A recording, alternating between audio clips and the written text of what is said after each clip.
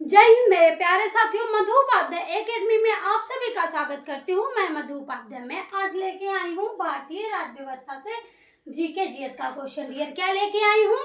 भारतीय राज्य व्यवस्था से जीके जीएस का क्वेश्चन, जो कि आप railway, NTPC, railway group D और दिल्ली पुलिस कांस्टेबल, एमटीएस, अन्य जो भी एग्जाम आपका होने वाला है उस एग्जाम में आप पढ़ सकते हैं। चाहे UPSC, UPPCS, BPSC, SSC, UP police constable, railway, MTS, अन्य जो भी एग्जाम।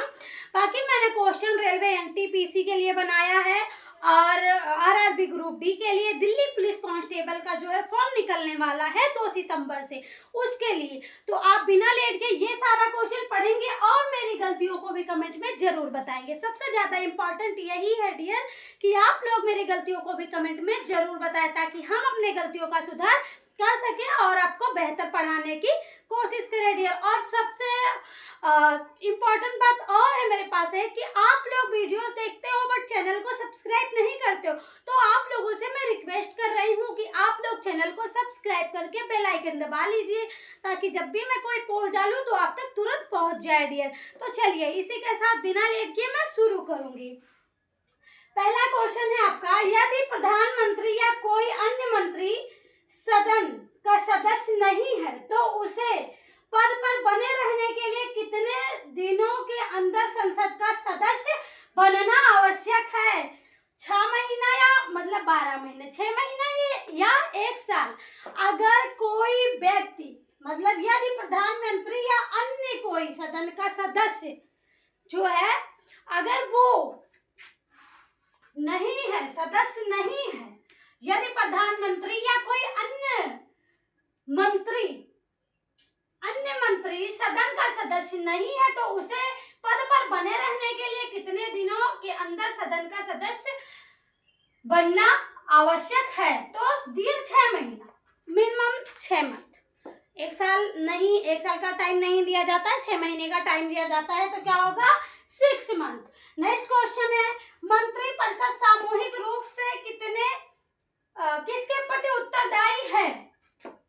राज्यसभा, लोकसभा, विधानसभा। मैं तो 2 ऑप्शन देती हूँ, एक सही एक गलत, उसी में से आपको चुनना है। बाकी आपके पेपर में 4 देगा, या हो सकता है मैंने अब कई पेपर्स हुए हैं जिसमें मैंने देखा है कि 5-5 ऑप्शन देते हैं, 4 नहीं या 5 ऑप्शन दे रहे हैं। तो आप लोग कंफ्यूज नहीं होंगे, अच्छे से अगर पढ़ेंगे, अच्छी सी तैयारी रहेगी आपकी, तो आप सही आंसर टिक करोगे। ठीक है, तो क्या होगा? मंत्रिपरिषद सामूहिक रूप से कितने प्रति उत्तरदायी है? राज्यसभा किसके प्रति है? तो लोकसभा के प्रति है डियर। मंत्रिपरिषद सामूहिक रूप से किसके प्रति उत्तरदायी है? लोकसभा के। नेक्स्ट है क्वेश्चन है आपका, लोकसभा की अधिकतम सदस्य संख्या हो सकती है 552, 445। पहले 552 था लेकिन अब 545 ही है। अब ये नहीं रहा डियर।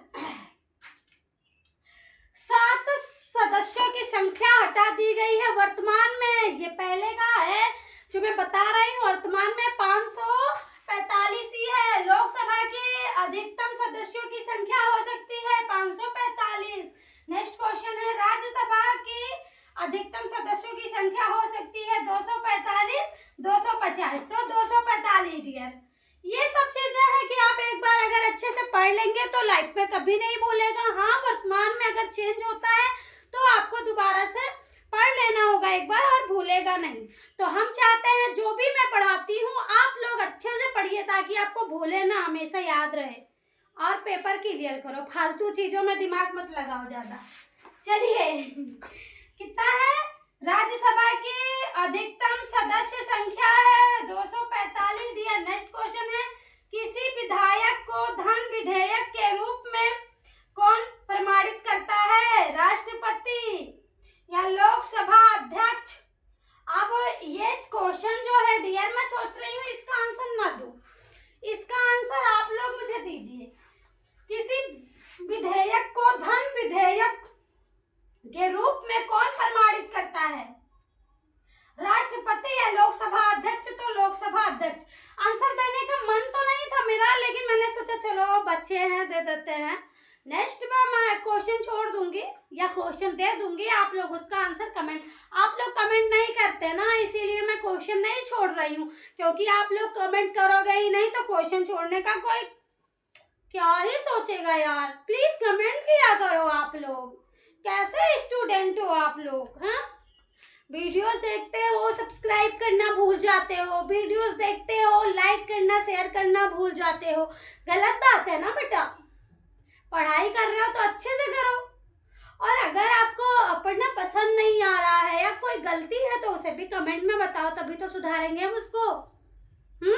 तो चलो, क्या है, किस विधेयक को धन विधेयक के रूप में कौन प्रमाणित करता है, तो लोकसभा अध्यक्ष करते हैं। ठीक है, नेक्स्ट क्वेश्चन है, केंद्र सरकार के प्रथम विधि जानकारी कौन करता है।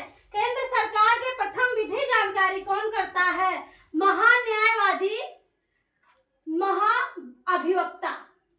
महान्यायवादी, महाअभिवक्ता कौन करता है डियर, जल्दी जल्दी आंसर करिए। महान्यायवादी, महाअभिवक्ता, तो महान्यायवादी करता है।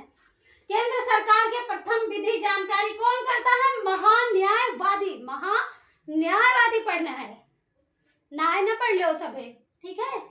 और ये चीज और, आप में से कितने लोग गोंडा से हैं ये कमेंट करके बताओ यार। आप लोग कमेंट करो कि गोंडा से कौन कौन है जो वीडियोस देखते हैं, क्योंकि मुझे पता है गोंडा से बाहर भी जाती है मेरी वीडियो। चलिए, कमेंट करेंगे आप लोग और बताएंगे कि हम गोंडा से हैं। चलो नेक्स्ट क्वेश्चन है, संघ राज्य क्षेत्रों का प्रशासन कौन चलाता है, मुख्यमंत्री या राष्ट्रपति द्वारा नियुक्त प्रशासक।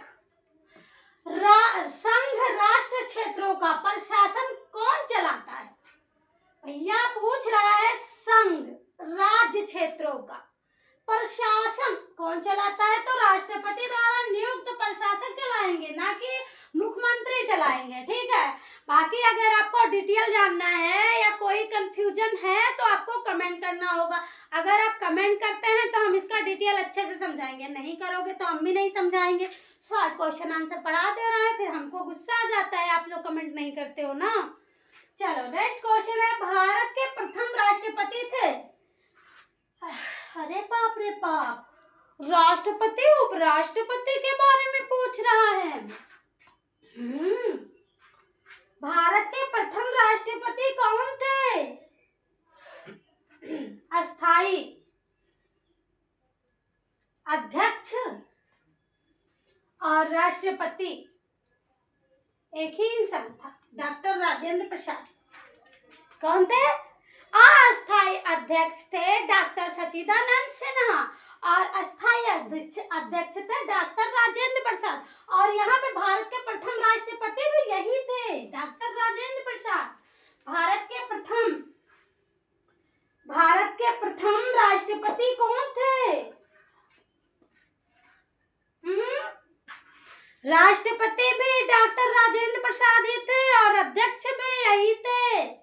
अस्थाई अध्यक्ष डॉक्टर राजेंद्र प्रसाद थे और अस्थाई अध्यक्ष सच्चिदानंद सिन्हा जी थे। ठीक है, नेक्स्ट क्वेश्चन है, स्वतंत्र भारत के पहले भारतीय गवर्नर जनरल थे, कौन थे, सी राजगोपालाचारी, चक्रवर्ती राजगोपालाचारी जी थे।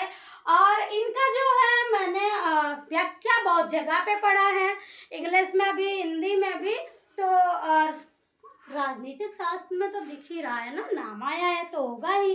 बाकी अगर इनके बारे में आपको डिटेल में पढ़ना या जानना है तो कमेंट करो, हम जरूर बताएंगे। अगर नहीं करोगे तो नहीं बताएंगे। कमेंट करो तो हम अच्छे समझाएं, आप लोग कमेंट ही नहीं करते हो तो हम क्या समझाएं अपने मन से। हम भी तो जाने कि आप लोग क्या जानना चाहते हो। आप लोगों को जिस चीज में इंटरेस्ट होगा वो सब्जेक्ट में पढ़ाऊंगी ना। मैथ साइंस छोड़ के, साइंस तो थोड़ा थोड़ा पढ़ा भी दूंगी, मैथ तो नहीं आता मुझे ज़्यादा ना, तो मैथ छोड़ देना, बचा देना आप लोग मैथ से मुझे, ठीक है। तो क्या है, कौन थे, सच्चिदानंद सिन्हा नहीं, अस्थाई अध्यक्ष थे ये, चक्रवर्ती राजगोपालाचारी जी थे, सी राजगोपालाचारी आप इनको बोल सकते हैं, ठीक है इंग्लिश में। स्वतंत्र भारत के पहले भारतीय गवर्नर जनरल थे श्री राजगोपालाचारी यानी चक्रवर्ती राजगोपालाचारी जी थे। नेक्स्ट क्वेश्चन है, स्वतंत्र भारत के प्रथम प्रधानमंत्री थे पंडित जवाहरलाल नेहरू, लाल बहादुर शास्त्री। अरे बाबा, बच्चे को पता है कि लाल बहादुर शास्त्री नहीं थे, पंडित जवाहरलाल नेहरू थे। तो ये क्वेश्चन अगर मैं आपको दे देती आंसर के लिए तो आप सही आंसर लगाते हैं? आप लोग कमेंट करते हैं? कमेंट ही नहीं करोगे आप लोग, तो बताओगे क्या? डियर, मैं चाहती हूँ गलतियों को भी कमेंट में बताओ, अगर अच्छा पढ़ा रही हूँ तो भी कमेंट में बताओ, लेकिन आप लोग तो कमेंट नहीं करना चाहते ना। तो भारत के प्रथम प्रधानमंत्री पंडित जवाहरलाल नेहरू थे। उनके पिताजी का नाम था मोतीलाल नेहरू, श्री मोतीलाल नेहरू बोलूंगी, थोड़ा रिस्पेक्ट दूंगी ना मैं। श्री पंडित जवाहरलाल नेहरू जी भारत के प्रथम प्रधानमंत्री थे। और वर्तमान समय में प्रधानमंत्री जी का क्या नाम है? आप लोग कमेंट करिए। मोदी सब कहते हैं, मैं मोदी जी का नाम रिस्पेक्ट से लेने के लिए बोल रही हूँ, तो आप लोग मोदी कमेंट मत करना, उनका पूरा नाम कमेंट करना कि जो वर्तमान समय में हमारे देश के प्रधानमंत्री हैं उनका नाम क्या है। हमारे देश के वर्तमान समय में जो प्रधानमंत्री हैं उनका क्या नाम है? आप लोग कमेंट जरूर करिए, तब हम मानेंगे कि आप लोग कंपटीशन पेपर दे सकते हो। तो चलो डियर, ये सारा क्वेश्चन अच्छे से पढ़ो, अगर कोई दिक्कत परेशानी है तो कमेंट करो, हम उसे जरूर सॉल्व करेंगे। चलो मिलते हैं नेक्स्ट वीडियो में। जय हिंद मेरे प्यारे साथियों।